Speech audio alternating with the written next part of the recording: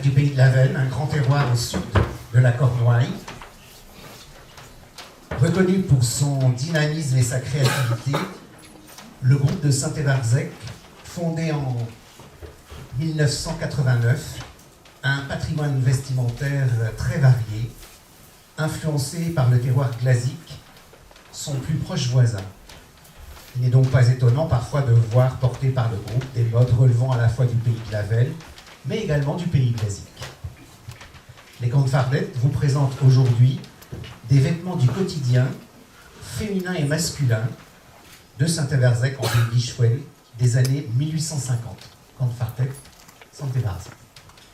Bonjour, nous sommes donc les Grandes Fardette de Saint-Évarzec. Saint-Évarzec est une commune une commune agricole du pays fouesnantais. C'est une commune un petit peu particulière parce qu'elle est limitrophe à Quimper, pays glasique, et à Fouesnant, pays de la Venne. Pour autant, les deux modes vestimentaires y étaient portés. C'est pourquoi aujourd'hui nous avons fait le choix de vous présenter le vêtement du quotidien des hommes et des femmes de la Venne des années 1850 et plus particulièrement de Saint-Évarzec.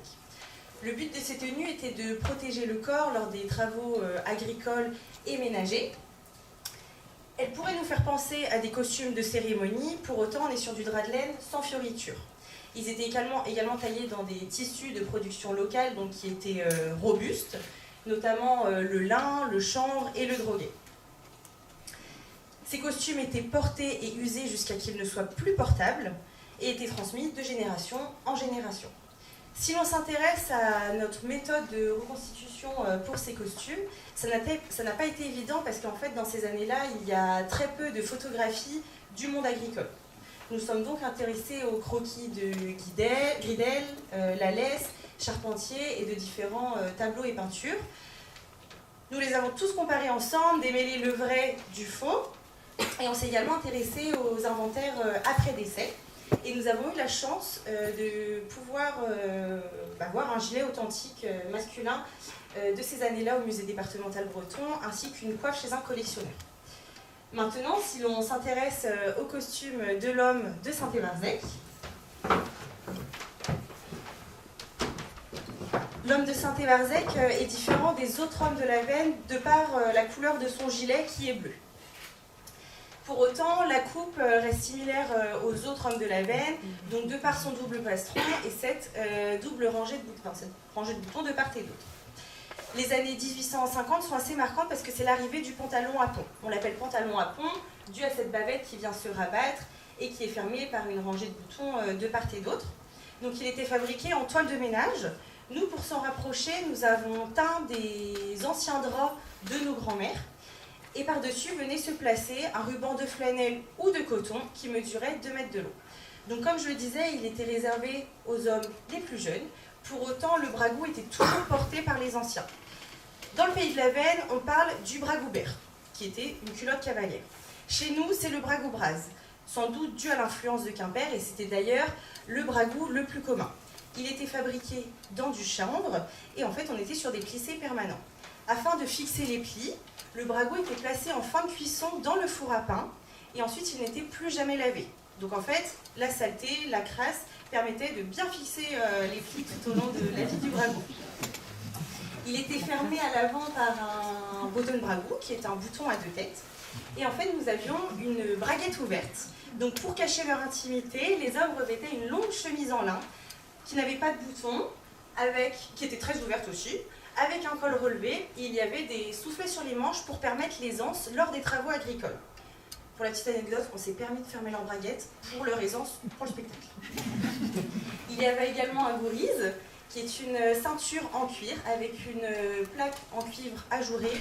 Elle n'avait pas d'utilité particulière, c'était plus un élément décoratif. Pour protéger ses pieds et ses jambes lors des travaux agricoles, l'homme venait enfiler des guêtres en drap épais et il portait au quotidien un chapeau. Le chapeau de la Venne est caractérisé par une grande calotte ronde à large bord, sans boucle, fabriquée soit dans du feutre, soit dans du poil de castor pour les hommes les plus riches. Il n'y avait pas de boucle. Et en fait, pour leur donner un côté vieilli, on s'est rapproché de Véronique Simon, qui est professeure au lycée des arts, des métiers et du spectacle à Nogent-sur-Marne, Et donc elle nous a apporté différentes techniques qui permettaient de vieillir nos chapeaux qui étaient neufs. Évidemment, l'homme et la femme de Saint-Évarzec portaient des sabots et parfois il leur arrivait de se mettre pieds nus pour certains travaux agricoles. Et en fait, les chaussures à boucles étaient réservées pour les grandes occasions. Maintenant, si on s'intéresse au costume de la femme,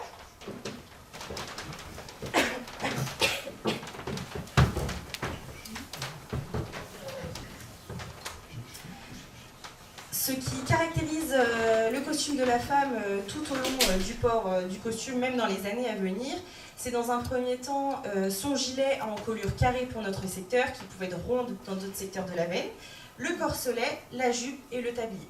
Ils étaient fabriqués dans du drap de laine. Quant au tablier, il était fabriqué dans du droguet. Plissé d'un côté ou d'un autre, ça n'avait pas d'importance particulière. Elle pouvait également porter une sous-jupe, c'était un peu selon les saisons aussi. Et en fait, les jupes et sous-jupes étaient froncées et reposaient sur un boudin qui était noué au niveau de la taille.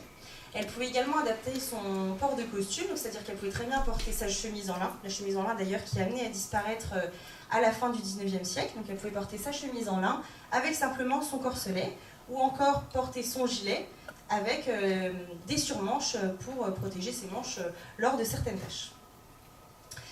Ce qui caractérise évidemment la femme de la veine, c'est sa parure, donc son col et sa coiffe. Certaines pouvaient également porter simplement le bonnet. Donc, dans un premier temps, on avait une première sous-coiffe qui venait isoler les cheveux. Par-dessus venait se placer le bonnet, et en fait qui était fixé grâce aux mentonnières fermées sur le côté. Et par-dessus, nous rajoutions un ruban de couleur.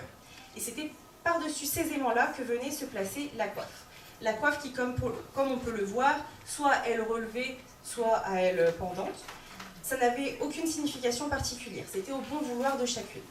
Derrière se trouvait un dalet qui permettait de protéger le coup du soleil, justement, lors des travaux agricoles, au même titre que les coins de colle qui sont placés devant. Le col était plissé au niveau du cou et venait reposer souplement sur les épaules, et parfois il pouvait être légèrement gaudronné. Et donc maintenant, Marie va vous expliquer les différentes techniques d'amidonnage.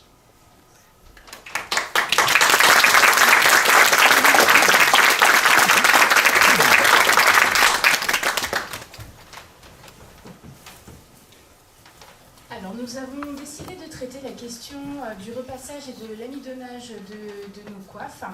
Alors bien entendu, chez nous on ne parle pas de coiffe sans parler de col, hein, c'est vraiment une parure dans son ensemble que l'on va traiter aujourd'hui.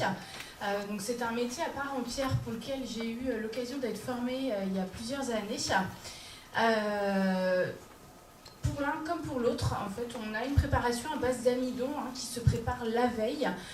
Donc c'est un amidon cuit pour le coup, qui se compose d'eau, de différents amidons, dont de blé, de maïs et de paraffine.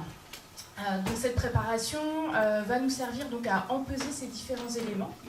Et en ce qui concerne la coiffe, donc cette coiffe est empesée directement le jour de son repassage. On vient enlever ensuite tout le surplus et on procède à son repassage à l'aide d'un fer à semelle lisse de général.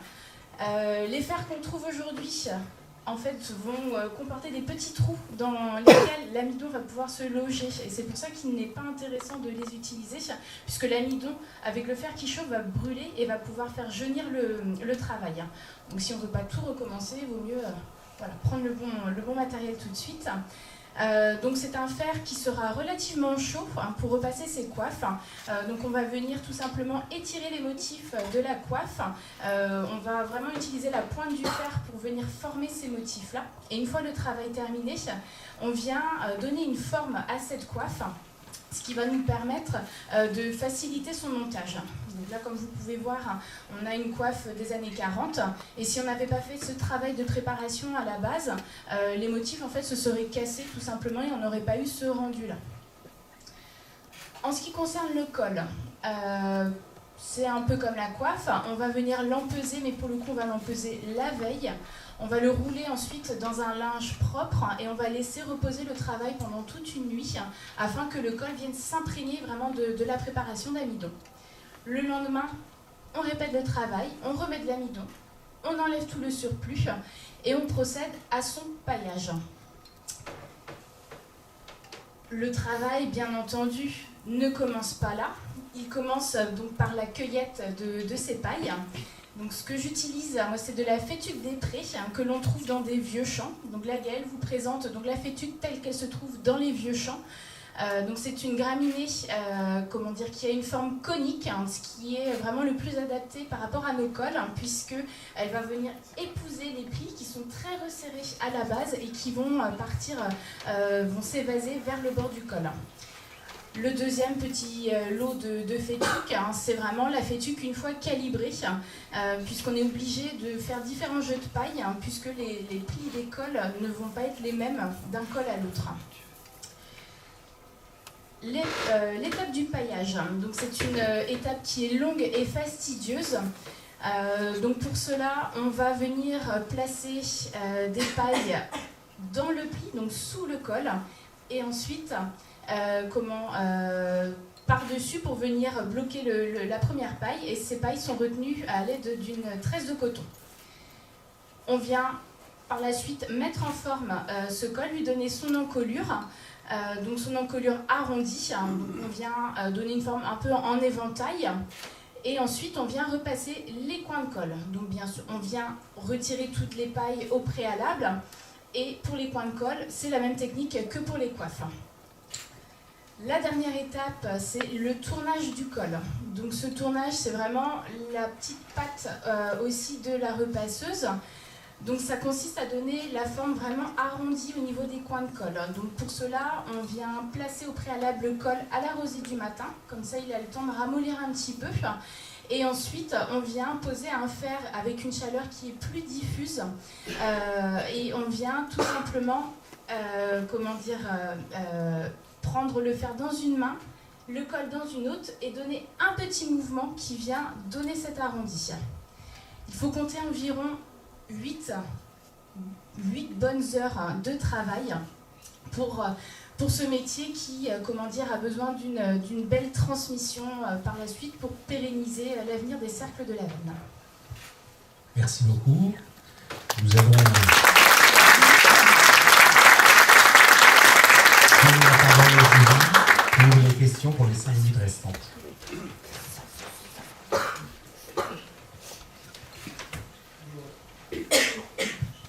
Bonjour à tous.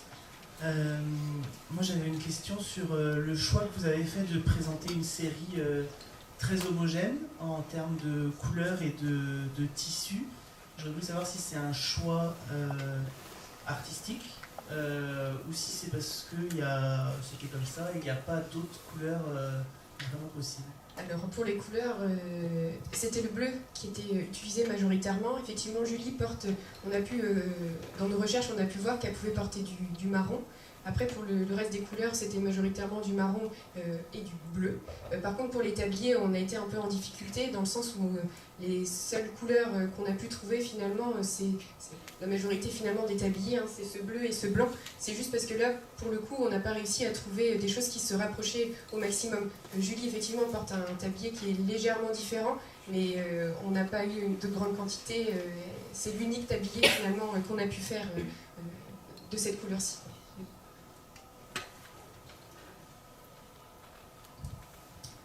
Dans la présentation, vous dites qu'elle relevait ou pas, il n'y a pas vraiment de signification. Qu'est-ce qui vous permet de l'affirmer? En fait, sur les tableaux, on a pu voir que peu importe les tâches ménagères qu'elle faisait, elle pouvait en fait, finalement avoir les ailes relevées ou les ailes baissées. Et sur un des tableaux, il y a une femme qui est au champ. Et il y en a une qui a les ailes relevées, l'autre les ailes baissées. Donc finalement, on a considéré, nous en tout cas, qu'il n'y avait pas de signification particulière. Est-ce qu'on m'entend? Oui. Moi, j'ai une question sur la méthode de recherche. J'ai entendu dans le premier exposé que vous aviez eu à démêler le vrai du faux. Est-ce que vous avez des exemples de documents, de choses qui vous ont questionné? Comment vous avez fait pour évacuer des hypothèses? Oui, effectivement, on a pu voir, on a trouvé une photo où la femme est censée porter en fait un costume de travail, sauf qu'elle portait des chaussures à boucles. Donc quand on avait fait nos recherches, on s'est rendu compte qu'effectivement la femme ne pouvait pas porter, ne portait pas des chaussures à boucles, elle était majoritairement en sabots ou alors pieds nus.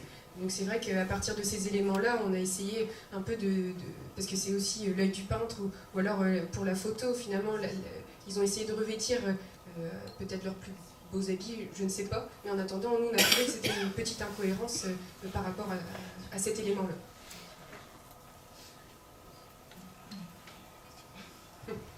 Une dernière pour la route. Pas de souci. Vous avez expliqué que vous aviez fait un travail d'usure sur les chapeaux des gars. Et du coup, je voulais savoir qu'est-ce qui vous avait freiné sur passer le pas de le faire sur le costume de tout le monde?